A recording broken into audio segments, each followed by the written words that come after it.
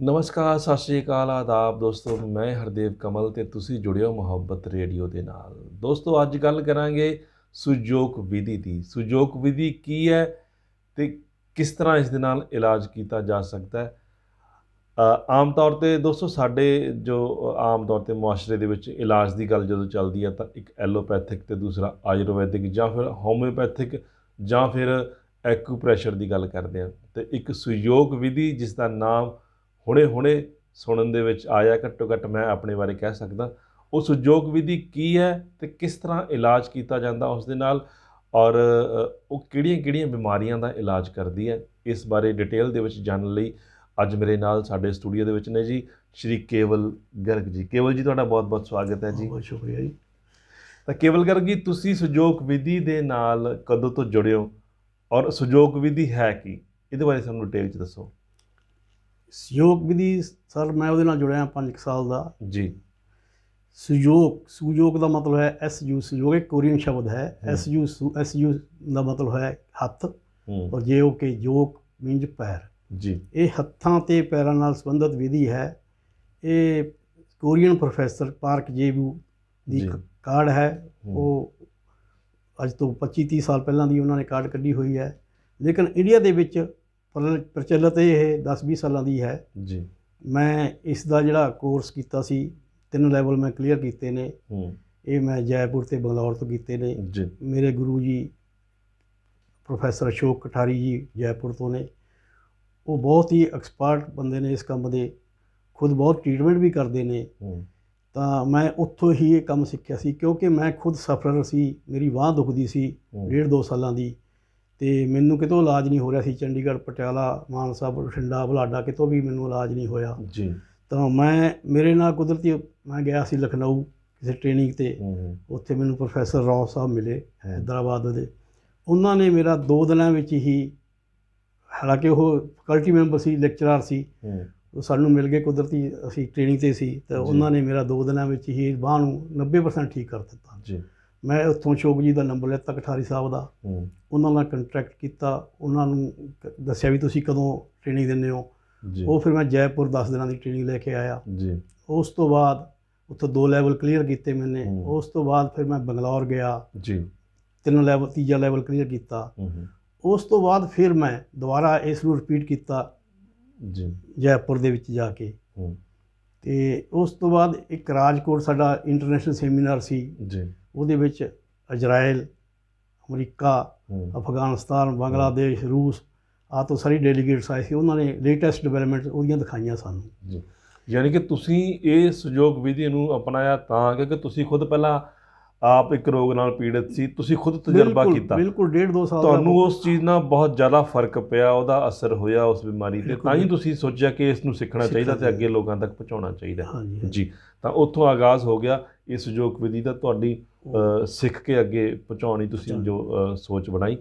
ਤਾਂ ਤੁਸੀਂ ਦੱਸਿਆ ਕਿ ਤੁਸੀਂ ਡਾਕਟਰ ਕਿਸ ਦਾ ਨਾਮ ਲੈ ਰਹੇ ਸੀ? ਅਸ਼ੋਕ ਕਠਾਰੀ। ਡਾਕਟਰ ਅਸ਼ੋਕ ਕਠਾਰੀ ਜੀ ਤੋਂ ਤੁਸੀਂ ਇਸ ਦੀ ਜਿਹੜੀ ਹੈ ਟ੍ਰੇਨਿੰਗ ਲਈ। ਤਾਂ ਉਹ ਟ੍ਰੇਨਿੰਗ ਦੇ ਲੈਣ ਦਾ ਜਿਹੜਾ ਪੀਰੀਅਡ ਸਾਡਾ ਕਿੰਨਾ ਕੁ ਲੰਬਾ ਸੀ, ਕਿੰਨਾ ਚਿਰ ਤੁਹਾਨੂੰ ਲੱਗ ਗਿਆ? ਪਹਿਲਾਂ ਟ੍ਰੇਨਿੰਗ ਲੈਤੀ ਜੀ ਅਸੀਂ 10-12 ਦਿਨ ਦੀ ਟ੍ਰੇਨਿੰਗ ਸੀ। ਜੀ। ਉਸ ਤੋਂ ਬਾਅਦ ਫਿਰ ਤੀਜਾ ਲੈਵਲ ਕਲੀਅਰ ਕੀਤਾ 4-5 ਦਿਨ ਦਾ। ਉਸ ਤੋਂ ਬਾਅਦ 2-3 ਵਾਰੀ ਫਿਰ ਮੈਂ ਇਹਨੂੰ, ਕਿਉਂਕਿ ਇੱਕਦਮ ਐਕਸਪਰਟ ਨਹੀਂ ਹੁੰਦਾ, 2-3 ਵਾਰੀ ਮੈਂ ਇਹਨੂੰ ਰਿਪੀਟ ਕਰਕੇ ਆਇਆ। ਜੀ। ਅਤੇ ਨਾਲ ਦੀ ਨਾਲ ਇੱਥੇ ਪ੍ਰੈਕਟੀਕਲ ਪੇਸ਼ੈਂਟ ਦੇਖਦਾ ਸੀ, ਇਸ ਕਰਕੇ ਤਜਰਬਾ ਹੋ ਗਿਆ। 5 ਸਾਲ ਹੋ ਗਏ ਲਗਭਗ ਮੈਂ ਇਹਨੂੰ ਕਰਦੇ। ਜੀ। ਅੱਛਾ, ਤੁਸੀਂ ਜਦੋਂ ਤੁਹਾਡਾ ਗੋਡਾ ਦੁਖਦਾ ਸੀ, ਤੁਸੀਂ ਕਹਿ ਰਹੇ ਕਿ ਤੁਹਾਡਾ ਗੋਡਾ ਦੁਖਦਾ ਸੀ। ਜੀ। ਤਾਂ ਉਦੋਂ ਤੁਸੀਂ ਕੀ ਉਹਨਾਂ ਨੇ ਕੀ ਕੀਤਾ, ਮਤਲਬ ਸੁਯੋਗ ਵਿਧੀ 'ਚ ਤੁਹਾਡਾ ਮਤਲਬ ਕਿਸ ਤਰ੍ਹਾਂ ਟਰੀਟਮੈਂਟ ਕੀਤਾ ਜਿਹਦੇ ਨਾਲ ਤੁਹਾਨੂੰ ਫਰਕ ਪਿਆ? ਹਾਂ, ਇਹ ਸੁਯੋਗ ਵਿਧੀ ਹੈ ਜੀ, ਹੱਥ ਅਤੇ ਪੈਰ ਨਾਲ ਸੰਬੰਧਿਤ ਹੈ। ਇਹਦੇ ਵਿੱਚ ਜਿੰਨੇ ਵੀ ਆਪਣੀ ਬਾਡੀ ਦੇ ਪੁਆਇੰਟ ਨੇ, ਬਾਡੀ ਦੇ ਸਰੀਰ ਦੇ ਵਿੱਚ ਕੋਈ ਵੀ ਪੁਆਇੰਟ ਹੈ, ਕਿਤੇ ਵੀ ਦਰਦ ਹੁੰਦਾ ਹੈ, ਉਹਦਾ ਦਰਦ ਜਿਹੜਾ ਹੈ ਸਾਡੇ ਹੱਥ ਜਾਂ ਪੈਰ ਦੇ ਵਿੱਚ ਆ ਜਾਂਦਾ ਹੈ। ਹੱਥ ਅਤੇ ਪੈਰ ਦੇ ਉਸ ਕੋਰਸਪੋਂਡਿੰਗ ਪੁਆਇੰਟ ਹੁੰਦੇ ਨੇ। ਹਰੇਕ ਅੰਗ ਦਾ ਅੱਡ ਪੁਆਇੰਟ ਹੈ। ਜਿਵੇਂ ਮੈਂ ਸਮਝਾ ਦਿੰਦਾ, ਇਹ ਆਪਣਾ ਸਿਰ ਹੈ। ਜੀ। ਇਹ ਆਪਣੀ ਸੱਜੀ ਬਾਂਹ ਹੈ। ਜੀ। ਇਹ ਸੱਜੀ ਲੱਤ ਹੈ। ਇਹ ਖੱਬੀ ਲੱਤ ਹੈ, ਇਹ ਖੱਬੀ ਬਾਂਹ ਹੈ। ਜੀ। ਇਹ ਹਾਰਟ ਪੋਰਸ਼ਨ ਹੈ, ਇਹ ਪੇਟ ਦਾ ਪੋਰਸ਼ਨ ਹੈ। ਜੀ। ਜਿੱਥੇ ਵੀ ਸਾਨੂੰ ਕੋਈ ਸਮੱਸਿਆ ਆਉਂਦੀ ਹੈ ਬਾਡੀ ਦੇ ਵਿੱਚ, ਜਿਵੇਂ ਆਪਾਂ ਕਹਿੰਦੇ ਹਾਂ ਕਿਸੇ ਦੀ ਜਾਨ ਹੁੰਦੀ ਹੈ ਤੋਤੇ ਦੇ ਵਿੱਚ। ਜੀ। ਜਾਂ ਇੱਕ ਸਵਿੱਚ ਲੱਗਿਆ, ਉਹਦਾ ਬੱਲਬ ਅੱਡ ਥਾਂ 'ਤੇ ਹੁੰਦਾ ਹੈ। ਬਿਲਕੁਲ ਉਹੀ ਸਿਸਟਮ ਹੈ। ਆਪਣੇ ਹੱਥ ਜਾਂ ਪੈਰ ਦੇ ਵਿੱਚ ਜਿਹੜੇ ਪੁਆਇੰਟ ਨੇ ਉਹਨਾਂ ਦਾ ਸਿਸਟਮ ਹੈ ਆਪਣੇ ਉਸ ਸਰੀਰ ਦੇ ਅੰਗ ਨਾਲ। ਜਿਵੇਂ ਗੋਡੇ ਤੇ ਇਲਾਜ ਹੈ, ਗੋਡਾ ਇਹ ਆਹ ਗੋਡੇ ਦੇ ਪੁਆਇੰਟ ਨੇ ਇੱਥੇ ਦੋ ਜੀ। ਜਦੋਂ ਵੀ ਤੁਹਾਡੇ ਗੋਡੇ 'ਚ ਦਰਦ ਹੋਏਗਾ ਇਹਨਾਂ ਪੁਆਇੰਟਾਂ 'ਚ ਇੱਥੇ ਬੱਬਲਜ਼ ਬਣ ਜਾਣਗੇ। ਬੱਬਲਜ਼ ਕੀ ਹੁੰਦੇ ਨੇ? ਜਾਂ ਤਾਂ ਮਤਲਬ ਕਿ ਏਅਰੀ ਬੱਬਲ ਹਵਾ ਵਾਲੇ, ਜਾਂ ਹੁੰਦੇ ਨੇ ਜੈਲ ਟਾਈਪ ਬੱਬਲਜ਼। ਜਿਹੜੇ ਏਅਰੀ ਬੱਬਲਜ਼ ਨੇ ਉਹਨਾਂ ਨੂੰ ਅਸੀਂ ਮਤਲਬ ਕਿ ਇਹ ਰਿੰਗ ਹੈ ਮੇਰੇ ਕੋਲ ਜੀ, ਇਹਨਾਂ ਨੂੰ ਅਸੀਂ ਰਿੰਗ ਪਾ ਕੇ ਇਸ ਤਰੀਕੇ ਨਾਲ ਜੀ ਜੀ ਜਿਹੜੇ ਏਅਰੀ ਬੱਬਲਜ਼ ਨੇ ਉਹ ਖਤਮ ਹੋ ਜਾਂਦੇ ਨੇ ਜੀ। ਉਹ ਸਮਾਲ ਹੁੰਦੇ ਨੇ। ਲੇਕਿਨ ਜਿਹੜੇ ਬੱਬਲਜ਼ ਜੈਲ ਟਾਈਪ ਨੇ ਉਹਨਾਂ ਨੂੰ ਅਸੀਂ ਇਹਦੇ ਨਾਲ ਲੱਭਦੇ ਹਾਂ ਉੱਥੋਂ ਪੁਆਇੰਟ ਜੀ। ਜਿਵੇਂ ਤੁਹਾਡੀ ਉਹ ਦਿਓ ਮੈਨੂੰ ਜੀ, ਜੇ ਮੰਨ ਲਓ ਇੱਥੇ ਤੁਹਾਡੀ ਪ੍ਰੋਬਲਮ ਹੈ, ਇੱਥੇ ਪੁਆਇੰਟ ਲੱਭਾਂਗੇ ਇੱਕ ਬਿਲਕੁਲ ਬਹੁਤ ਜ਼ਿਆਦਾ ਪੇਨਫੁਲ ਪੁਆਇੰਟ ਮਿਲੇਗਾ ਸਾਨੂੰ, ਉਹ ਜੈਲ ਟਾਈਪ ਬੱਬਲ ਦਾ ਹੈ ਜੀ। ਉੱਥੇ ਅਸੀਂ ਮੇਥੀ ਦਾਣਾ ਮੇਰੇ ਕੋਲ ਹੈ, ਮੇਥੀ ਦਾਣਾ ਜਾਂ ਮੇਰੇ ਕੋਲ ਬਣੇ ਬਣਾਏ ਦਾਣੇ ਨੇ ਜੀ, ਇਹ ਅਸੀਂ ਲਾ ਦਿੰਦੇ ਹਾਂ ਜੀ। ਉਹਦੇ ਨਾਲ ਕੀ ਹੁੰਦਾ ਹੈ, ਉਹ ਬੱਬਲਜ਼ 1 ਜਾਂ 2 ਦਿਨਾਂ 'ਚ 2-3 ਵਾਰੀ ਆਉਣਾ ਪੈਂਦਾ ਹੈ। ਉਹ ਬਿਮਾਰੀ ਦੇ ਉੱਤੇ ਨਿਰਭਰ ਕਰਦਾ ਵੀ ਤੁਹਾਡੀ ਬਿਮਾਰੀ ਕਿੰਨੀ ਜ਼ਿਆਦਾ ਹੈ ਕਿੰਨੀ ਘੱਟ ਹੈ। ਉਹ ਜਿੰਨਾ ਚਿਰ ਉਹ ਬੱਬਲਜ਼ ਟੁੱਟਦੇ ਨਹੀਂ ਉੱਥੋਂ ਆਪਣਾ ਰੋਗ ਠੀਕ ਨਹੀਂ ਹੁੰਦਾ। ਜਦੋਂ ਉਹ ਬੱਬਲਜ਼ ਟੁੱਟ ਗਏ ਆਪਣਾ ਰੋਗ ਸਹੀ ਹੋ ਗਿਆ। ਕੋਈ ਦਵਾਈ ਲੋੜ ਨਹੀਂ, ਦੇ ਵਿੱਚ ਕਿਸੇ ਚੀਜ਼ ਦੀ ਲੋੜ ਨਹੀਂ। ਉਹ ਸਾਰੇ ਬੱਬਲਜ਼ ਜਿਹੜੇ ਪੁਆਇੰਟਸ ਨੇ ਸਾਰੇ ਹੱਥਾਂ ਵਿੱਚ ਹੀ ਹੁੰਦੇ ਨੇ? ਹੱਥਾਂ ਤੇ ਪੈਰਾਂ ਵਿੱਚ। ਹੱਥਾਂ ਤੇ ਪੈਰਾਂ ਦੇ ਵਿੱਚ ਉਹਦੇ ਕੋਰਸਪੋਂਡਿੰਗ ਪੁਆਇੰਟ ਹੁੰਦੇ ਨੇ ਜੀ। ਤੇ ਉਸ ਯਾਨੀ ਇਸ ਵਿਧੀ ਨੂੰ ਆਪਾਂ ਇੱਕ ਐਕੂਪ੍ਰੈਸ਼ਰ ਦਾ ਹੀ ਇੱਕ ਥੋੜਾ ਰੂਪ ਕਹਿ ਸਕਦੇ ਹਾਂ। ਮੈਂ ਤੁਹਾਨੂੰ ਦੱਸ ਦਿੰਦਾ ਜੀ। ਇਹ ਸਿਰਫ ਐਕੂਪ੍ਰੈਸ਼ਰ ਤਾਂ ਅਸੀਂ ਦੇਸੀ ਸਮਝਾਉਣ ਵਾਸਤੇ ਕਹਿ ਦਿੰਦੇ ਹਾਂ। ਇਹ ਐਕਚੁਅਲੀ ਕੰਬੀਨੇਸ਼ਨ ਹੈ acupressure, acupuncture, colour therapy, magnetic therapy, reiki and moxa. ਜੀ। ਮੋਕਸਾ ਹੈ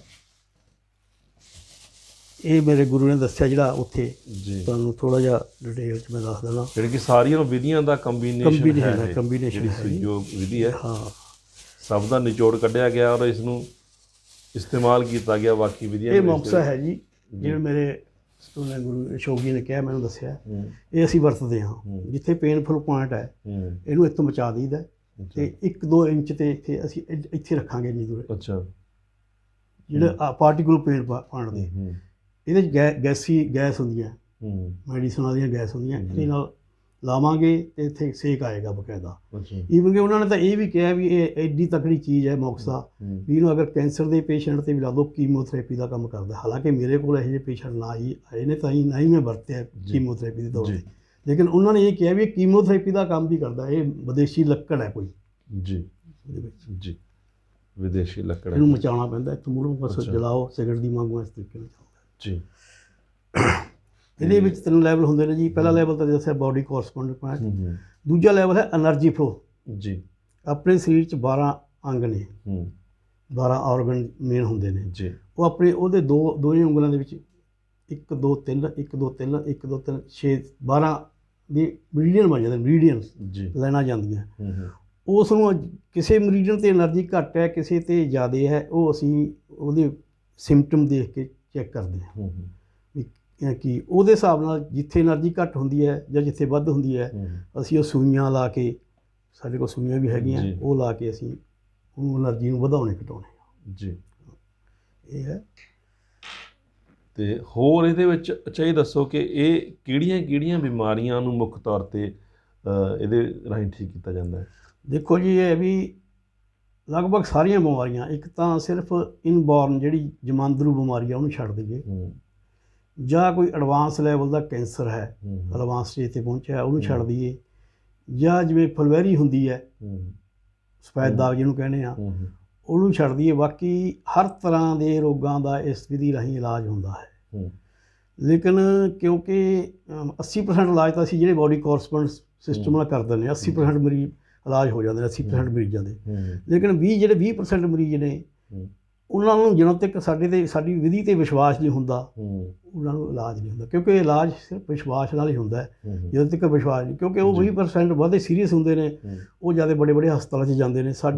ਮੇਰੇ ਕੋਲ ਖਾਸ ਕਰਕੇ ਛੋਟਾ ਸਿਟੀ ਹੋਣ ਕਰਕੇ ਉਸ ਲੈਵਲ ਦੇ ਮਰੀਜ਼ ਬਹੁਤ ਘੱਟ ਆਉਂਦੇ ਨੇ। ਲੇਕਿਨ ਮੈਂ ਹਰ ਤਰ੍ਹਾਂ ਦੇ ਮਰੀਜ਼ ਨੂੰ, ਈਵਨ ਕਿ ਮੈਂ ਪੈਰਾਲਿਸਿਸ ਦੇ ਮਰੀਜ਼ਾਂ ਨੂੰ ਕਲੀਪੁਰ, ਮਡੇਰਨਾ, ਦੋਦਰੇ ਪੈਰਾਲਿਸਿਸ ਦੇ ਮਰੀਜ਼ਾਂ ਨੂੰ ਬਹੁਤ ਅੱਛੀ ਤਰ੍ਹਾਂ ਠੀਕ ਕੀਤਾ ਹੈ। ਹੂੰ ਮਾਈਗ੍ਰੇਨ ਦੇ ਮਰੀਜ਼ ਮੇਰੇ ਕੋਲ ਏਮਸ ਤੋਂ ਜੀ ਇਲਾਜ ਕਰਾ ਕੇ ਆਏ ਹੋਏ ਮਰੀਜ਼ ਇੱਥੇ ਮੇਰੇ ਕੋਲ ਠੀਕ ਹੋਏ ਨੇ। ਜੀ ਮਾਈਗ੍ਰੇਨ ਦੇ ਮਰੀਜ਼, ਸਿਰ ਦਰਦ ਦੇ ਮਰੀਜ਼, ਲੀਵਰ ਦੇ ਮਰੀਜ਼, ਹਾਰਟ ਦੇ ਮਰੀਜ਼, ਬਾਕੀ ਹੱਡਾਂ ਗੋਡਿਆਂ ਦੇ ਮਰੀਜ਼ ਤਾਂ ਆਮ ਹੀ ਆਉਂਦੇ ਨੇ। ਸਰਵਾਈਕਲ ਤਾਂ ਮਤਲਬ ਕਿ ਈਵਨ ਕਿ ਡਾਕਟਰ ਵੀ ਮੇਰੇ ਕੋਲ ਭੇਜਦੇ ਨੇ ਵੀ ਸਰਵਾਈਕਲ ਦਾ ਇਲਾਜ ਉੱਥੋਂ ਕਰਾਓ ਤੁਸੀਂ। ਜੀ ਅੱਛਾ, ਇਹ ਦੱਸੋ ਕਿ ਜਿੱਦਾਂ ਤੁਸੀਂ ਦੱਸਿਆ ਕਿ ਸਹਿਯੋਗ ਵਿਧੀ ਦੇ ਰਾਹੀਂ ਤੁਸੀਂ ਇਹ ਸਾਰਾ ਕੁਝ ਕਰਦੇ ਹੋ, ਇਹ ਵਿਧੀ ਦੇ ਵਿੱਚ ਚੈੱਕ ਕਰਨ ਦਾ ਜਿਹੜਾ ਹੈ ਤਰੀਕਾ ਉਹ ਕੀ ਹੈ? ਉਹ ਇਹੀ ਹੈ ਵੀ ਤੁਸੀਂ ਪੁਆਇੰਟ ਦੱਬ ਕੇ ਦੇਖਦੇ ਹੋ ਜਿਹੜਾ ਪੁਆਇੰਟ ਹਾਂ, ਪਹਿਲਾਂ ਉਹਨਾਂ ਤੋਂ ਪੁੱਛਦੇ ਹਾਂ ਅਸੀਂ ਵੀ ਤੁਹਾਨੂੰ ਕੀ ਸਮੱਸਿਆ ਹੈ। ਉਹ ਜਿਵੇਂ ਸਾਨੂੰ ਦੱਸਦੇ ਨੇ ਵੀ ਸਰਵਾਈਕਲ ਦੀ ਸਮੱਸਿਆ ਹੈ। ਸਰਵਾਈਕਲ ਦਾ ਹੁਣ ਇਹ ਆਪਣੀ ਗਰਦਨ ਤੇ ਸਿਰ ਦੇ ਪਾਰਟ ਨੇ, ਇਹ ਜਿਹੜੇ ਪਾਰਟ ਨੇ ਗਰਦਨ ਤੇ ਸਿਰ ਦੇ ਪਾਰਟ ਨੇ ਜੀ। ਸਰਵਾਈਕਲ ਕਿਉਂਕਿ ਇੱਥੋਂ ਸ਼ੁਰੂ ਹੋਣਾ ਹੈ, ਅਸੀਂ ਇੱਥੇ ਉਹਦਾ ਕੋਈ ਪੇਨਫੁਲ ਪੁਆਇੰਟ ਲੱਭਦੇ ਹਾਂ। ਇੱਥੇ ਤੇ ਇੱਥੇ ਸ਼ੁਰੂ ਹੈ, ਸਟੈਮ ਬ੍ਰੇਨ ਦੀ ਸਟੈਮ ਹੈ, ਇੱਥੋਂ ਅਸੀਂ ਸ਼ੁਰੂ ਕਰਦੇ ਹਾਂ, ਇੱਥੇ ਪੁਆਇੰਟ ਲੱਭਦੇ ਹਾਂ। ਇੱਥੇ ਪੁਆਇੰਟ ਲਾਵਾਂਗੇ ਅਸੀਂ, ਮੇਥੀ ਦਾਣਾ ਜਾਂ ਕੋਈ ਉਹ ਦਾਣਾ ਲਾਵਾਂਗੇ, ਉਹਨੇ ਦਬਦੇ ਰਹਿਣਾ, ਦੱਬਣਾ ਠੀਕ ਹੋ ਜਾਂਦਾ ਹੈ। ਜੀ, ਯਾਨੀ ਕਿ ਹਰੇਕ ਜਗ੍ਹਾ ਦੇ ਅਲੱਗ-ਅਲੱਗ ਪੁਆਇੰਟ। ਹਾਂ, ਹਰੇਕ ਸਰੀਰ ਦੇ ਹਰੇਕ ਅੰਗ ਦੇ ਅਲੱਗ-ਅਲੱਗ ਪੁਆਇੰਟ। ਜਿਹੜੀ ਵੀ ਤਕਲੀਫ ਕੋਈ ਬੰਦਾ ਦੱਸਦਾ ਕਿ ਮੈਨੂੰ, ਤੁਸੀਂ ਉਹੀ ਪੁਆਇੰਟ ਨੂੰ ਚੈੱਕ ਕਰਦੇ ਹੋ। ਇਹ ਨਹੀਂ ਹੈ ਵੀ ਆਪਾਂ ਸਾਰੇ ਹੱਥ ਨਾਲ ਚੈੱਕ ਕਰੀਏ, ਜੋ ਜਿਸ ਤਰ੍ਹਾਂ ਦੀ ਅਗਲੀ ਤਕਲੀਫ ਹੈ ਤੁਸੀਂ ਉਹੀ ਚੀਜ਼ ਉਹਨੂੰ ਦੇਖ ਕੇ ਕਰਦੇ ਹੋ। ਅੱਛਾ, ਕਿਸ ਤਰ੍ਹਾਂ ਦਾ ਰਿਸਪੌਂਸ ਲੋਕ ਵਿਸ਼ਵਾਸ ਕਰ ਲੈਂਦੇ ਨੇ ਫਿਰ ਉਹ, ਜਾਂ ਕਿੱਦਾਂ? ਜਿਵੇਂ ਤੁਸੀਂ ਦੱਸਿਆ ਕਿ ਵਿਸ਼ਵਾਸ ਤੇ ਹੀ ਇਲਾਜ ਹੁੰਦਾ ਹੈ। ਅਗਰ ਲੋਕ ਨੂੰ ਵਿਸ਼ਵਾਸ ਹੀ ਨਹੀਂ ਹੋਏਗਾ ਤਾਂ ਉਹ ਇਲਾਜ ਉਹਦਾ ਹੋਣਾ ਥੋੜਾ ਮੁਸ਼ਕਿਲ ਹੋ ਜਾਂਦਾ। ਮੇਰੇ ਕੋਲ ਜੀ ਦੇਖੋ 5 ਸਾਲ ਪਹਿਲਾਂ ਮੈਂ ਸ਼ੁਰੂ ਕੀਤਾ ਸੀ, ਘਰੇ ਹੀ ਕਰਦਾ ਸੀ ਮੈਂ। ਉਸ ਵੇਲੇ ਮੇਰੇ ਕੋਲ ਡੇਲੀ 20-25 ਪੇਸ਼ੈਂਟ ਡੇਲੀ ਆਉਂਦੇ ਸੀ। ਸ਼ਾਮ ਨੂੰ ਬੈਠਦਾ ਸੀ ਮੈਂ 2-3 ਘੰਟੇ। ਉਸ ਤੋਂ ਬਾਅਦ ਕਿਉਂਕਿ ਥੋੜ੍ਹਾ ਜਿਹਾ ਘਰੇਲੂ ਪ੍ਰੋਬਲਮ ਹੁੰਦੀਆਂ, ਤੁਹਾਨੂੰ ਪਤਾ ਹੀ ਹੈ ਵੀ ਘਰੇ ਹਰੇਕ ਬੰਦੇ ਦਾ ਆਉਣ ਜਾਣਾ ਵੀ ਉਹ ਹੁੰਦਾ ਹੈ, ਅਤੇ ਮੈਂ ਵੀ ਆਪਦਾ ਬਿਜੀ ਰਹਿਣ ਲੱਗ ਗਿਆ। ਥੋੜ੍ਹਾ ਜਿਹਾ ਮੈਂ ਬੈਂਕ ਜਾਣ ਲੱਗ ਗਿਆ, ਹੋਰ ਬੈਂਕ 'ਚ, ਤਾਂ ਉਦੋਂ ਥੋੜ੍ਹੇ ਜਿਹੇ ਘੱਟ ਗਏ। ਲੇਕਿਨ ਹੁਣ ਅਸੀਂ ਇੱਕ ਆਪਦੇ ਅਲੱਗ ਆਪਦਾ ਦਫ਼ਤਰ ਖੋਲ੍ਹਿਆ ਹੋਇਆ ਹੈ, ਉੱਥੇ ਅਸੀਂ ਕਰਦੇ ਹਾਂ। ਹੁਣ ਮੇਰੇ ਕੋਲ 15-20 ਪੇਸ਼ੈਂਟ ਡੇਲੀ ਆਉਂਦੇ ਨੇ, ਔਰ ਹਰ ਰੋਜ਼ ਐਵਰੇਜ 1 ਜਾਂ 2 ਪੇਸ਼ੈਂਟ ਨਵੇਂ ਆਉਂਦੇ ਨੇ ਜੀ। ਤਾਂ ਕਿਸ ਤਰ੍ਹਾਂ ਦੇ ਪੇਸ਼ੈਂਟ ਦੀ ਜਿਹੜੀ ਗਿਣਤੀ ਜ਼ਿਆਦਾ ਤੁਹਾਡੇ ਕੋਲ, ਕਿਸ ਰੋਗ ਦੇ ਪੇਸ਼ੈਂਟ ਜ਼ਿਆਦਾ ਆਉਂਦੇ ਆ? ਜ਼ਿਆਦਾ ਤਾਂ ਸਰਵਾਈਕਲ, ਮੋਢਾ ਦਰਦ, ਗੋਡਾ ਦਰਦ ਜੀ, ਮਾਈਗ੍ਰੇਨ, ਅਧਰੰਗ ਦੇ ਜੀ, ਅਤੇ ਇਸ ਤਰੀਕੇ ਦੇ ਪੇਸ਼ੈਂਟ ਆਉਂਦੇ ਨੇ। ਬਾਕੀ ਹਾਰਟ ਦੇ ਆ ਜਾਂਦੇ ਨੇ, ਉਹ ਵੀ ਕਰਦੇ ਹਾਂ ਅਸੀਂ ਜੀ। ਲੀਵਰ ਦੇ ਵੀ ਆ ਜਾਂਦੇ ਨੇ ਜੀ, ਹਰ ਤਰ੍ਹਾਂ ਦੇ ਆਉਂਦੇ ਨੇ ਮਰੀਜ਼ ਤਾਂ। ਬਲਕਿ ਜਿਹੜਾ ਕੋਈ ਸੀਰੀਅਸ ਬਿਮਾਰੀ ਹੈ ਉਹ ਨਹੀਂ ਆਉਂਦੇ ਹੈਗੇ, ਬਾਕੀ ਸਾਰੇ ਆ ਜਾਂਦੇ ਜੀ। ਅੱਛਾ ਕੇਵਲ ਜੀ, ਇਹ ਦੱਸੋ ਕਿ ਜਿੱਦਾਂ ਗੋਡਿਆਂ ਦੇ ਵਿੱਚ ਦਰਦ ਆਮ ਤੌਰ 'ਤੇ ਉਮਰ ਵੱਧਦੇ ਨਾਲ ਹਰ ਇਨਸਾਨ ਦੇ ਹੋ ਜਾਂਦਾ ਹੈ, ਅਤੇ ਉਹ ਕੀ ਉਮਰ ਵਧਣ ਦੇ ਨਾਲ ਜਿਹੜੇ ਹੋਈਆਂ ਤਕਲੀਫਾਂ ਨੇ ਉਹਦੇ ਨਾਲ ਵੀ ਕੋਈ ਇੱਥੇ ਰਿਲੀਫ ਮਿਲਦਾ ਇਸ ਵਿਧੀ ਰਾਹੀਂ? ਬਿਲਕੁਲ ਮਿਲਦਾ ਜੀ। ਪਹਿਲਾਂ ਜਿਹੜੇ ਹੁਣ ਜ਼ਿਆਦਾ ਉਮਰ ਦੇ ਬੰਦੇ ਹੁੰਦੇ ਨੇ, ਜਿਵੇਂ ਗੋਡਿਆਂ ਦੀ ਤਕਲੀਫ ਆਮ ਹੈ ਉਹਨਾਂ ਨੂੰ, ਸਾਡੀ ਕੋਸ਼ਿਸ਼ ਹੁੰਦੀ ਹੈ ਵੀ ਜਿੰਨੀ ਉਹਨਾਂ ਦੀ ਤਕਲੀਫ ਹੈ ਪਹਿਲਾਂ ਤਾਂ ਉਸ 'ਤੇ ਰੋਕੀ ਅਸੀਂ ਉਹ, ਵੀ ਇਹ ਨਾ ਹੋਵੇ ਉਹ ਵਧੇ ਨਾ ਜੀ। ਪਹਿਲਾਂ ਤਾਂ ਉਹਨਾਂ ਨੂੰ ਉਸ 'ਤੇ ਰੋਕਦੇ ਹਾਂ, ਉਹਨਾਂ ਨੂੰ ਦੱਸ ਵੀ ਦਿੰਦੇ ਹਾਂ, ਕਾਉਂਸਲਿੰਗ ਵੀ ਕਰਦੇ ਹਾਂ ਵੀ ਤੁਹਾਡੀ ਉਮਰ ਜ਼ਿਆਦਾ ਹੈ ਅਤੇ ਇਹ ਵਧਣ ਦੇ ਚਾਂਸ ਨੇ। ਇਹਨੂੰ ਅਸੀਂ ਕੋਸ਼ਿਸ਼ ਹੈ ਵੀ ਇਹਨੂੰ ਪਹਿਲਾਂ ਉੱਥੇ ਹੀ ਰੋਕੀਏ, ਉਸ ਤੋਂ ਬਾਅਦ ਉਹਦੀ ਟਰੀਟਮੈਂਟ ਹੌਲੀ ਹੌਲੀ ਹੁੰਦਾ, ਕਿਉਂਕਿ ਜਿੰਨਾ ਪੁਰਾਣਾ ਰੋਗ ਹੁੰਦਾ ਟਰੀਟਮੈਂਟ ਵੀ ਉਨੀ ਲੰਬੀ ਚੱਲਦੀ ਹੈ ਜੀ, ਅਤੇ ਟਰੀਟਮੈਂਟ ਹੋ ਜਾਂਦਾ, ਕੋਈ ਸਮੱਸਿਆ ਜੀ। ਅੱਛਾ, ਇਹਦੇ ਵਿੱਚ ਕੋਈ ਖਾਣ ਪੀਣ ਦਾ ਵੀ ਪਰਹੇਜ਼ ਦੱਸਿਆ ਜਾਂਦਾ ਕਿ ਇਹ ਨਹੀਂ ਖਾਣਾ ਜਾਂ ਇਹ ਖਾਣਾ ਹੈ? ਖਾਣ ਪੀਣ ਦਾ ਤਾਂ ਆਮ ਬਿਮਾਰੀਆਂ ਦਾ, ਜਿਵੇਂ ਆਮ ਬਿਮਾਰੀਆਂ ਨਾਲ ਸੰਬੰਧਿਤ ਖਾਣ ਪੀਣ ਦਾ ਹੈ। ਜਿਵੇਂ ਹੁਣ ਕਿਸੇ ਨੂੰ ਤੇਜ਼ਾਬ ਹੈ, ਉਹਨੂੰ ਆਪਾਂ ਤਲੀ ਚੀਜ਼ ਆਪਾਂ ਨਹੀਂ ਦੇ ਸਕਦੇ, ਜਾਂ ਕੋਲੈਸਟਰੋਲ ਹੈ, ਨਹੀਂ ਘਿਓ ਵਾਲੀ ਚੀਜ਼ ਦੇ ਸਕਦੇ। ਉਹ ਤਾਂ ਆਮ ਜਿਹੜੀ ਜਨਰਲ ਹੈ ਉਹੀ ਹੈ, ਹੋਰ ਅਸੀਂ ਕੋਈ ਬਿਮਾਰੀ ਦਾ ਉਹ ਨਹੀਂ ਕਰਦੇ। ਬਾਕੀ ਅਸੀਂ ਕਾੜਾ ਵਗੈਰਾ ਨਾਲ ਰੱਖਦੇ ਹਾਂ, ਉਹ ਅਲੱਗ ਵਿਧੀ ਹੈ, ਇਹਦੇ ਨਾਲ ਕੋਈ ਤਲਕ ਨਹੀਂ ਉਹਦਾ ਜੀ। ਤਾਂ ਇਹ ਵਿਧੀ ਕੀ ਵੈਲਿਡ ਹੈ? ਸਰਕਾਰ ਵੱਲੋਂ ਇਸ ਨੂੰ ਮਾਨਤਾ ਦਿੱਤੀ ਗਈ ਹੈ? ਹਾਂਜੀ, ਇਹ 'ਚ ਇਹ ਹੈ ਜੀ, ਸਰਾਸਟਾ ਯੂਨੀਵਰਸਿਟੀ 'ਚ ਇਹਦੀ ਇੱਕ ਚੇਅਰ ਕਾਇਮ ਹੋ ਚੁੱਕੀ ਹੈ ਜੀ, ਜਿਹਦੇ ਵਿੱਚ BA ਦੇ ਵਿੱਚ ਇਹਨੂੰ ਇੱਕ ਆਪਸ਼ਨਲ ਸਬਜੈਕਟ ਦੇ ਤੌਰ 'ਤੇ ਲੈਤਾ ਜਾਂਦਾ, ਸਹਿਯੋਗ ਥੈਰੇਪੀ ਨੂੰ। ਮਹਾਰਾਸ਼ਟਰ ਗੌਰਮੈਂਟ ਵੱਲੋਂ ਇਹਨੂੰ ਮਾਨਤਾ ਪ੍ਰਾਪਤ ਹੋ ਚੁੱਕੀ ਹੈ ਜੀ। ਇੰਡੀਆ ਪਾਰਲੀਮੈਂਟ 'ਚ ਇਹਨੂੰ ਮਾਨਤਾ ਦੇਣ ਵਾਸਤੇ ਕਈ ਵਾਰੀ ਸਵਾਲ ਉੱਠ ਚੁੱਕੇ ਨੇ ਜੀ। ਮੈਂ ਇਸ ਫੋਰਮ 'ਤੇ ਗੱਲ ਨਹੀਂ ਕਰਨਾ ਚਾਹੁੰਦਾ, ਅਤੇ ਸ਼ਾਇਦ ਤੁਹਾਨੂੰ ਪ੍ਰਾਈਵੇਟ ਦੱਸ ਦੂੰ ਵੀ ਇਹਨੂੰ ਕਿਉਂ ਨਹੀਂ ਮਾਨਤਾ ਮਿਲ ਰਹੀ। ਜੇ ਤੁਸੀਂ ਚਾਹੋ ਤਾਂ ਮੈਂ ਇੱਥੇ ਵੀ ਦੱਸ ਸਕਦਾ ਹਾਂ, ਇਹ ਤੁਸੀਂ ਦੇਖ ਸਕਦੇ ਹੋ ਜੀ। ਕਿਉਂ ਜੀ ਜੀ, ਚਲੋ ਇਹ ਇੱਕ ਮੁੱਦਾ ਅਲੱਗ ਹੋ ਸਕਦਾ। ਤਾਂ ਮੈਂ ਸਿਰਫ ਇਹ ਜਾਣਨਾ ਚਾਹੁੰਦਾ ਸੀ ਕਿ ਹੁਣ ਤੱਕ ਇਹਦੀ ਸਥਿਤੀ ਕੀ ਹੈ ਸਾਡੇ ਦੇਸ਼ ਦੇ ਵਿੱਚ। ਤਾਂ ਜਿੱਦਾਂ ਤੁਸੀਂ ਦੱਸਿਆ ਕਿ ਤੁਸੀਂ ਖੁਦ ਜਾ ਕੇ ਟ੍ਰੇਨਿੰਗ ਲੈ ਕੇ ਆਏ ਹੋ, ਤਾਂ ਕੀ ਬਾਕਾਇਦਾ ਕੋਈ ਉਹਨਾਂ ਵੱਲੋਂ ਕੋਈ ਕੋਰਸਸ ਵੀ ਸ਼ੁਰੂ ਕੀਤੇ ਗਏ ਨੇ ਲੋਕਾਂ ਨੂੰ ਇਸ ਵਿਧੀ ਨੂੰ ਸਿਖਾਉਣ ਵਾਸਤੇ? ਬਿਲਕੁਲ ਬਿਲਕੁਲ, 25-30 ਮੇਰੇ ਕੋਲ ਜਿੱਥੋਂ ਮੈਂ ਪਹਿਲੇ ਦਿਨ ਜੈਪੁਰ ਪਹਿਲੀ ਵਾਰ ਗਿਆ, 29 ਬੰਦੇ ਸੀ ਸਾਡੇ ਬੈਚ 'ਚ, ਜੀ 10 ਬੰਦੇ 9 ਬੰਦੇ ਤਾਂ ਸਾਡੇ ਵਰਗੇ ਸੀ ਜਿਨ੍ਹਾਂ ਦਾ ਕੋਈ ਮੈਡੀਕਲ ਨਾਲ ਕੋਈ ਸੰਬੰਧ ਨਹੀਂ ਸੀ, ਕਿਉਂਕਿ ਮੈਂ ਤਾਂ ਅੱਜ ਬੈਂਕਰ ਹਾਂ, ਤੁਹਾਨੂੰ ਪਤਾ, ਜੀ, ਚੀਫ ਮੈਨੇਜਰ ਰਿਟਾਇਰ ਜੀ। ਹੋਏ ਆ। 10 ਕੁ ਬੱਚੇ ਇਹੋ ਜਿਹੇ ਸੀ ਜਿਹੜੇ MBBS MBA MS MD ਵਗੈਰਾ ਕਰ ਰਹੇ ਸੀ, ਜੀ ਔਰ ਤਕਰੀਬਨ 9-10 ਬੰਦੇ ਇਹੋ ਜਿਹੇ ਸੀ ਜਿਨ੍ਹਾਂ ਦਾ ਆਲਰੇਡੀ ਕਲੀਨਿਕ ਚੱਲਦਾ ਸੀ MBBS MD MS ਵਗੈਰਾ।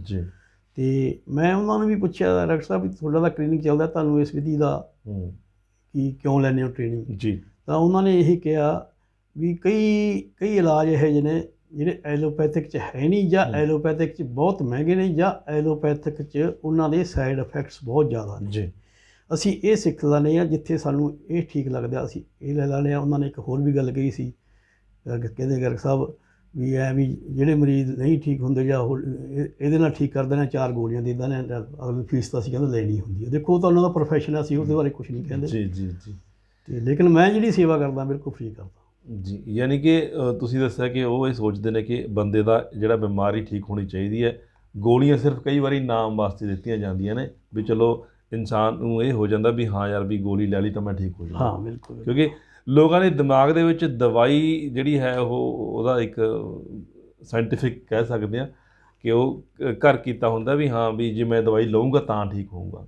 ਇਹ ਬਿਨਾਂ ਦਵਾਈ ਤੋਂ ਜਿਹੜਾ ਇਲਾਜ ਹੈ ਤਾਂ ਇਸ 'ਤੇ ਵਿਸ਼ਵਾਸ ਥੋੜ੍ਹਾ ਜਿਹਾ ਲੋਕਾਂ ਦਾ ਘੱਟ ਆਉਂਦਾ। ਤਾਂ ਤੁਸੀਂ ਕੁਝ ਹੋਰ ਕਹਿਣਾ ਚਾਹੋਗੇ ਇਸ ਬਿਮਾਰੀ ਦੇ ਬਾਰੇ ਜੋ ਮੈਂ ਸ਼ਾਇਦ ਤੁਹਾਡੇ ਤੋਂ ਨਾ ਪੁੱਛ ਪਾਇਆ ਹੋਵਾਂ? ਬਸ ਹੋਰ ਤਾਂ ਇਹ ਹੈ ਜੀ, ਮਤਲਬ ਕਿ ਵੀ ਮੈਂ ਜਿਹੜਾ ਇਲਾਜ ਕਰਦਾ ਹਾਂ ਜੀ, ਇਹਦੀ ਇਸ ਤੋਂ ਬਾਅਦ ਵੀ ਅੱਗੇ ਕੋਸ਼ਿਸ਼ ਕਰਦਾ ਵੀ ਇਹ ਤੋਂ ਵੱਧ ਹੋਰ ਸਿੱਖਾਂ। ਮੈਂ 3 ਲੈਵਲ ਕਲੀਅਰ ਕੀਤੇ ਨੇ ਵੀ ਜਿਹੜੇ ਪੇਸ਼ੈਂਟ ਸੀਰੀਅਸ ਬਿਮਾਰੀਆਂ ਦੇ ਉਹ ਵੀ ਮੇਰੇ ਕੋਲ ਆਉਣ, ਅਸੀਂ ਉਹਨਾਂ ਨੂੰ ਵੀ ਦੇਖੀਏ, ਆਪਦੀ ਉਹ ਦਵਾਈ ਵੀ ਦੂਜੇ ਪਾਸੋਂ ਵੀ ਲੈਂਦੇ ਰਹਿਣ, ਕੋਈ ਡਰ ਨਹੀਂ ਹੈਗਾ। ਅਤੇ ਮੇਰੇ ਕੋਲ ਆਉਣ, ਅਸੀਂ ਉਹਨਾਂ ਨੂੰ ਦੇਖੀਏ, ਕੋਸ਼ਿਸ਼ ਕਰੀਏ ਵੀ ਉਹਨਾਂ ਨੂੰ ਵੀ ਅਸੀਂ ਠੀਕ ਕਰੀਏ। ਕਿਉਂਕਿ 80% ਮਰੀਜ਼ ਜਿਹੜੇ ਮੇਰੇ ਪਹਿਲੇ ਸਟੇਜ ਵਾਲੇ ਠੀਕ ਹੋ ਜਾਂਦੇ ਨੇ, ਜਿਹੜੇ ਕੋਰਸਪੋਂਡਿੰਗ ਸਿਸਟਮ ਨਾਲ। ਬਾਕੀ ਜਿਹੜੇ ਐਨਰਜੀ ਲੈਵਲ ਸਿਸਟਮ ਜਾਂ 6 ਕੀ ਸਿਸਟਮ ਹੈ, ਇੱਕ 6 ਕੀ ਸਿਸਟਮ ਹੈ, ਬਹੁਤ ਤਕੜਾ ਸਿਸਟਮ ਹੈ ਸਾਡਾ। ਇਹ 6 ਕੀ ਹੈ, 6 ਐਨਰਜੀ ਲੈਵਲ, ਬਹੁਤ ਤਕੜਾ ਇਹਦੇ ਵਿੱਚ ਉਹ ਦਿੱਤਾ ਹੋਇਆ ਜੀ, ਸਾਰਾ ਡਿਟੇਲ ਦੇ ਵਿੱਚ ਦਿੱਤਾ ਹੈ। ਮੈਂ ਇਹ ਵੀ ਵਰਤਣਾ ਚਾਹੁੰਦਾ, ਲੇਕਿਨ ਇਹਨੂੰ ਵਰਤਣ ਦੀ ਮੈਨੂੰ ਇੱਥੇ ਲੋੜ ਘੱਟ ਪਈ ਹੈ, ਛੋਟਾ ਟਾਊਨ ਹੋਣ ਕਰਕੇ ਲੋੜ ਘੱਟ ਪਈ ਹੈ। ਅਤੇ ਮੈਨੂੰ ਪੂਰਾ ਵਿਸ਼ਵਾਸ ਹੈ ਵੀ ਮੈਂ ਇਹਨਾਂ ਨਾਲ ਵੀ ਇਸ ਟਰੀਟਮੈਂਟ ਨਾਲ ਵੀ ਹੋਰ ਸੀਰੀਅਸ ਰੋਗਾਂ ਦਾ ਵੀ ਇਲਾਜ ਕਰ ਸਕਦਾ। ਜੀ, ਜਿਸ ਤਰ੍ਹਾਂ ਤੁਸੀਂ ਕਿਤਾਬਾਂ ਦਿਖਾ ਰਹੇ ਹੋ ਕਿ ਇਹ ਸਹਿਯੋਗ ਵਿਧੀ ਨਾਲ ਸੰਬੰਧਿਤ ਹੀ ਕਿਤਾਬਾਂ ਨੇ, ਤਾਂ ਕਿੰਨੀਆਂ ਕਿਤਾਬਾਂ ਇਸ ਦੀਆਂ ਇਸ ਨਾਲ ਸੰਬੰਧਿਤ ਆ ਚੁੱਕੀਆਂ ਨੇ? ਕਿਤਾਬਾਂ ਤਾਂ ਬਹੁਤ ਜ਼ਿਆਦਾ ਨੇ ਜੀ, ਪਰ ਮੇਰੇ ਕੋਲ ਇਹ 5-7 ਮੈਂ ਕਿਤਾਬਾਂ ਲੈ ਕੇ ਆਇਆ। ਇਹ ਸਹਿਯੋਗ ਹੈ ਫਾਰ ਐਵਰੀਬਾਡੀ ਹੈ ਜੀ। ਇਹ 6 ਕੀ ਹੈ ਜੀ। ਇਹ ਸਾਰੇ ਕੇਸ ਸਾਲ ਹੋਏ ਨੇ, ਐਕਸਰਸਾਈਜ਼ ਹੈ, ਐਕਸਰਸਾਈਜ਼ ਕਲੈਕਸ਼ਨ ਹੋ ਗਿਆ। ਅਤੇ ਜਿੰਨੀ ਤੁਸੀਂ ਜਿਹੜੇ ਵੀ ਕੇਸ ਇਹਦੇ ਵਿੱਚ ਕਰ ਰਹੇ ਹੋਗੇ ਹੁਣ ਤੱਕ, ਤੁਹਾਨੂੰ ਸਫਲਤਾ ਦੀ ਦਰ ਤੁਹਾਨੂੰ ਕੀ ਲੱਗਦਾ ਜੀ? ਅਗਰ ਤੁਹਾਡੇ ਕੋਲ 100 ਪੇਸ਼ੈਂਟ ਆਉਂਦਾ ਹੈ ਤਾਂ 100 ਦੇ ਵਿੱਚ ਕਿੰਨੇ ਕੁ ਲੋਕ ਸੈਟਿਸਫਾਈ ਹੋ ਕੇ ਜਾਂਦੇ ਨੇ? ਦੇਖੋ ਜੀ, 100 ਦੇ ਵਿੱਚ ਮੈਨੂੰ ਤਾਂ ਲੱਗਦਾ ਨਹੀਂ ਵੀ ਕੋਈ ਅਨਸੈਟਿਸਫਾਈ ਜਾਂਦਾ ਹੋਵੇ। ਇਹ 'ਚ ਇਹ ਹੈ ਵੀ ਟਰੀਟਮੈਂਟ ਉਹਨੂੰ ਫਰਕ ਕਿੰਨਾ ਪਿਆ, ਇਹ 'ਤੇ ਨਿਰਭਰ ਕਰਦਾ। ਕਿਸੇ ਨੂੰ 100% ਫਰਕ ਹੈ, ਕਿਸੇ ਨੂੰ 90% ਹੈ, ਕਿਸੇ ਨੂੰ 80% ਹੈ, ਕਿਸੇ ਨੂੰ 70% ਹੈ, ਔਰ ਕੁਛ ਮਰੀਜ਼ ਇਹੋ ਜਿਹੇ ਵੀ ਹੁੰਦੇ ਨੇ 50-60% ਵਾਲੇ ਵੀ ਹੁੰਦੇ ਨੇ, ਪਰ ਫਰਕ ਹਰੇਕ ਨੂੰ ਪੈਂਦਾ ਹੈ। ਅੱਛਾ, ਕਿੰਨਾ ਕੁ ਸਮਾਂ ਲੱਗਦਾ ਕਿਸੇ ਵੀ ਇੱਕ ਰੋਗ ਨੂੰ ਠੀਕ ਹੋਣ 'ਤੇ ਇੱਥੇ? ਇਹ ਡਿਪੈਂਡ ਕਰਦਾ ਜੀ ਉਹਦੇ ਰੋਗ ਦੀ ਕਿੰਨਾ ਲੰਬਾ ਰੋਗ ਹੈ ਉਹਦਾ, ਅਤੇ ਕਿੰਨੀ ਜ਼ਿਆਦਾ ਪ੍ਰੋਬਲਮ ਹੈ, ਅਤੇ ਕਿੰਨਾ ਸਾਡੇ ਇਲਾਜ ਨੂੰ ਉਹਦਾ ਸਰੀਰ ਕਿੰਨਾ ਲੈ ਰਿਹਾ। ਇਹ ਕੋਈ ਇਹਦੇ 'ਤੇ ਸੈੱਟ ਨਿਯਮ ਨਹੀਂ ਹੈਗਾ। ਕੋਈ ਮਰੀਜ਼ 2 ਦਿਨਾਂ 'ਚ ਵੀ ਠੀਕ ਹੋ ਜਾਂਦੇ ਨੇ, ਕਈ ਮਰੀਜ਼ਾਂ ਨੂੰ ਇਹੋ ਜਿਹੇ ਵੀ ਹੁੰਦੇ ਨੇ 2-2 ਮਹੀਨੇ ਵੀ ਲੱਗ ਜਾਂਦੇ ਨੇ। ਇਹ ਹੈ, ਕੋਈ ਇਹਦਾ ਸੈੱਟ ਨਿਯਮ ਨਹੀਂ, ਕਿਉਂਕਿ ਉਹਦੇ ਸਰੀਰ 'ਤੇ ਨਿਰਭਰ ਕਰਦਾ ਵੀ ਉਹਦਾ ਸਰੀਰ ਉਸ ਰੋਗ ਨੂੰ ਕਿੰਨਾ ਲੈ ਰਿਹਾ ਅਤੇ ਉਹ ਰੋਗ ਕਿੰਨਾ ਪੁਰਾਣਾ ਹੈ। ਜੀ, ਯਾਨੀ ਕਿ ਇਹਦੀ ਕੋਈ ਸਮੇਂ ਸੀਮਾ ਆਪਾਂ ਤੈਅ ਨਹੀਂ ਕਰ ਸਕਦੇ, ਇਹ ਡਿਪੈਂਡ ਕਰਦਾ ਰੋਗ ਅਤੇ ਰੋਗੀ 'ਤੇ, ਉਹਦੀ ਪੋਜੀਸ਼ਨ ਕੀ ਹੈ ਅਤੇ ਰੋਗ ਕਿਹੋ ਜਿਹਾ। ਤਾਂ ਕੇਵਲ ਜੀ, ਤੁਸੀਂ ਸਹਿਯੋਗ ਵਿਧੀ ਬਾਰੇ ਕਾਫੀ ਡਿਟੇਲ 'ਚ ਮੈਨੂੰ ਲੱਗਦਾ ਦੱਸਿਆ, ਅਤੇ ਲੋਕਾਂ ਲਈ ਸ਼ਾਇਦ ਇੱਕ ਨਵੀਂ ਚੀਜ਼ ਹੋਊਗੀ ਕਿ ਇਹ ਸਹਿਯੋਗ ਵਿਧੀ ਕੀ ਹੈ, ਉਹਨਾਂ ਨੇ ਡਿਟੇਲ ਦੇ ਵਿੱਚ ਜਾਣਿਆ, ਅਤੇ ਕਿਵੇਂ ਇਹਦੇ ਰਾਹੀਂ ਆਪਾਂ ਰੋਗ ਮੁਕਤ ਹੋ ਸਕਦੇ ਹਾਂ, ਆਪਣੇ ਆਪ ਨੂੰ ਰੋਗਾਂ ਤੋਂ ਬਚਾ ਸਕਦੇ ਹਾਂ। ਤਾਂ ਰੋਗਾਂ ਤੋਂ ਬਚਾਉਣ ਲਈ ਵੀ ਕੁਛ ਇਹਦੇ ਵਿੱਚ ਕੀਤਾ ਜਾ ਸਕਦਾ ਜੀ? ਅਗਰ ਵੀ ਉਹਨਾਂ ਨੂੰ ਰੋਗ ਹੋਣ ਹੀ ਨਾ, ਉਸ ਲਈ ਵੀ ਵਿਧੀ ਦੇ ਵਿੱਚ ਕੁਛ ਹੈ ਵੀ ਆਪਾਂ ਇੱਦਾਂ, ਅਗਰ ਕਿਸੇ ਨੂੰ ਰੋਗ ਨਹੀਂ ਵੀ ਹੈ, ਫਰਜ਼ ਕਰੋ, ਅਗਰ ਉਹ ਇਸ ਵਿਧੀ ਰਾਹੀਂ ਕੁਛ ਕਰਨਾ ਚਾਹੇ ਕਿ ਉਹ ਇੱਦਾਂ ਦੇ ਰੋਗ ਨਾ ਹੋਣ, ਉਹ ਵੀ ਕੋਈ ਨਾਰਮਲ ਐਕਸਰਸਾਈਜ਼ ਕਹਿ ਸਕਦੇ ਆਪਾਂ, ਕੁਛ ਹੈ ਉਹਦੇ 'ਚ ਵੀ? ਇਹ ਮੇਰੇ ਕੋਲ ਰਿੰਗ ਸੈੱਟ ਹੈ ਜੀ। ਜੀ ਇਹ ਹੋਰ ਕਿਹਦਾ ਖਰਾ ਇਹ ਜਨਰਲ ਹੈਲਥ ਵਾਸਤੇ ਹੈ ਜੀ, ਹੂੰ ਰੋਗ ਨਹੀਂ ਵੀ ਹੈਗੇ ਜੀ ਇੱਦਾਂ ਨੂੰ ਇਹਨੂੰ ਤੁਸੀਂ 5 ਮਿੰਟ ਲਾਓ ਡੇਲੀ। ਯਾਨੀ ਕਿ ਜਿਸ ਤਰ੍ਹਾਂ ਤੁਸੀਂ ਦੱਸਿਆ ਕਿ ਆਪਣੇ ਖੂਨ ਦੇ ਵਿੱਚ ਇਸ ਤਰ੍ਹਾਂ ਬਬਲਸ ਜੰਮ ਜਾਂਦੇ ਨੇ, ਆਹੋ ਅਗਰ ਆਪਾਂ ਯੂਜ਼ ਕਰਾਂਗੇ ਬਬਲ ਜੰਮਣਗੇ ਹੀ ਨਹੀਂ, ਜਮਾਂਗੇ ਤਾਂ ਆਪਾਂ ਨੂੰ ਕੋਈ ਰੋਗ ਹੋਏਗਾ ਤਾਂ ਹੀ ਇਹ ਹੈ ਜੀ। ਜੀ ਬਿਲਕੁਲ। ਤਾਂ ਇਹ ਇੱਕ ਇਸ ਤਰ੍ਹਾਂ ਉਂਗਲ ਦੇ ਵਿੱਚ ਦੋਸਤੋ ਪਾਇਆ ਜਾਂਦਾ, ਇਹਨੂੰ ਇਸ ਤਰੀਕੇ ਨਾਲ ਗੁੱਠੀ ਪਾ ਲਓ, ਅੰਗੂਠੇ 'ਚ ਜੀ ਥੋੜਾ ਉਂਗਲ ਦੀ ਸਪੋਰਟ ਲਾ ਲਓ ਨਾਲ, ਜੀ ਇਹਦੀ ਇੱਥੇ ਸਪੋਰਟ ਲਾ ਲਓ ਉਂਗਲ ਦੀ। ਅੱਛਾ ਜੀ ਠੀਕ ਹੈ ਸਮਝ ਗਏ ਐਂ। ਜੀ। ਤਾਂ ਇਹਨੂੰ ਇਸ ਤਰੀਕੇ ਨਾਲ ਆਪਣੇ ਇਹਨੂੰ 5 ਮਿੰਟ ਲਾਓ ਹੱਥਾਂ ਤੁਸੀਂ ਤੇ ਜੀ। ਦਬਾਇਆ ਜਾਂਦਾ। ਇਹ ਇੱਕ ਰੂਟੀਨ ਐਕਸਰਸਾਈਜ਼ ਹੈ, ਅਗਰ ਤੁਸੀਂ ਇਹ ਰੂਟੀਨ 'ਚ ਯੂਜ਼ ਕਰੋਗੇ ਤਾਂ ਮਤਲਬ ਸਹਿਯੋਗ ਵਿਧੀ ਦੇ ਮੁਤਾਬਕ ਆਪਾਂ ਨੂੰ ਕੋਈ ਰੋਗ ਹੋਏਗਾ ਹੀ ਨਹੀਂ। ਦੂਸਰੀ ਇਹ ਵੀ ਚੀਜ਼ ਜੇਕਰ ਅਸੀਂ ਉਂਗਲਾਂ 'ਚ ਪਾਉਣੇ ਆ ਇਹ ਜੀ 5 ਮਿੰਟ 'ਚ ਲਾਓ, ਹਰੇਕ ਉਂਗਲ 'ਚ ਪਾਓ, ਜੀ। ਗੁੱਠੇ ਸਮੇਤ 10 ਉਂਗਲਾਂ, ਜੀ ਈਵਨ ਕਿ ਪੈਰ ਦੀਆਂ ਉਂਗਲਾਂ 'ਚ ਵੀ ਤੁਸੀਂ ਪਾ ਸਕਦੇ ਹੋ। ਇਹਨੂੰ ਜੀ। 10 ਮਿੰਟ ਲਾਓ, ਲੈ ਲਓ, ਜੀ ਜੀ ਜੀ। ਡਿੱਗ ਗਿਆ। ਤਾਂ ਇਹ ਰੂਟੀਨ ਐਕਸਰਸਾਈਜ਼ ਦੇ ਰੂਪ ਦੇ ਵਿੱਚ ਆਪਾਂ ਇਹਨਾਂ ਨੂੰ ਲੈ ਸਕਦੇ ਹਾਂ ਤਾਂ ਕਿ ਇਹ ਆਪਣੇ ਪ੍ਰੀਵੈਂਟਿਵ ਹੈ, ਇਹਦੇ ਨਾਲ ਰੋਗ ਹੁੰਦੇ ਹੀ ਨਹੀਂ। ਉਹ ਹੁੰਦੇ ਨੇ ਜੀ। ਤਾਂ ਦੋਸਤੋ ਤੁਸੀਂ ਜਾਣਿਆ ਸਹਿਯੋਗ ਵਿਧੀ ਬਾਰੇ ਬੜੀ ਡਿਟੇਲ ਦੇ ਵਿੱਚ ਕਿ ਇਹ ਕੀ ਹੈ, ਕਿਸ ਤਰ੍ਹਾਂ ਨਾਲ ਇਸ ਰਾਹੀਂ ਇਲਾਜ ਕੀਤਾ ਜਾਂਦਾ ਹੈ ਔਰ ਕਿਸ ਤਰ੍ਹਾਂ ਇਸ ਦੇ ਰਿਜ਼ਲਟ ਨੇ। ਤਾਂ ਇਸ ਬਾਰੇ ਡਿਟੇਲ 'ਚ ਜਾਣਕਾਰੀ ਦੇਣ ਲਈ ਕੇਵਲ ਜੀ ਤੁਹਾਡਾ ਬਹੁਤ-ਬਹੁਤ ਸ਼ੁਕਰੀਆ ਜੀ। ਬਹੁਤ ਬਹੁਤ ਸ਼ੁਕਰੀਆ ਜੀ ਮੁਹੱਬਤ ਰੇਡੀਓ ਦਾ ਤੇ ਹਰਦੇਵ ਕਮਲ ਜੀ ਦਾ, ਇਹਨਾਂ ਦੇ ਸੰਚਾਲਕ ਦਾ, ਜਿਹੜਾ ਮੈਨੂੰ ਇਹਨਾਂ ਨੇ ਇੰਨਾ ਟਾਈਮ ਦਿੱਤਾ, ਇੰਨਾ ਮਾਣ ਦਿੱਤਾ। ਤੇ ਕੋਸ਼ਿਸ਼ ਹੈ ਸਹਿਯੋਗ ਵਿਧੀ ਰਾਹੀਂ ਅਸੀਂ ਇਸ ਤਰੀਕੇ ਨਾਲ ਹੀ ਸੇਵਾ ਕਰਦੇ ਰਹਾਂਗੇ। ਬਹੁਤ ਬਹੁਤ ਧੰਨਵਾਦ ਜੀ। ਬਾਕੀ ਕੇਵਲ ਜੀ ਦਾ ਨੰਬਰ ਅਸੀਂ ਮੈਂਸ਼ਨ ਕਰ ਰਹੇ ਹਾਂ ਆਪਣੀ ਸਕਰੀਨ ਤੇ, ਅਗਰ ਕੋਈ ਇਹਨਾਂ ਨਾਲ ਸੰਪਰਕ ਕਰਨਾ ਚਾਹੁੰਦਾ ਹੋਵੇ ਇਸ ਬਿਮਾਰੀ ਨਾਲ ਸੰਬੰਧਿਤ ਤਾਂ ਇਹਨਾਂ ਨੂੰ ਕਾਲ ਕਰ ਸਕਦਾ ਹੈ। ਤਾਂ ਬਹੁਤ ਬਹੁਤ ਸ਼ੁਕਰੀਆ ਜੀ, ਧੰਨਵਾਦ, ਥੈਂਕ ਯੂ ਸਰ।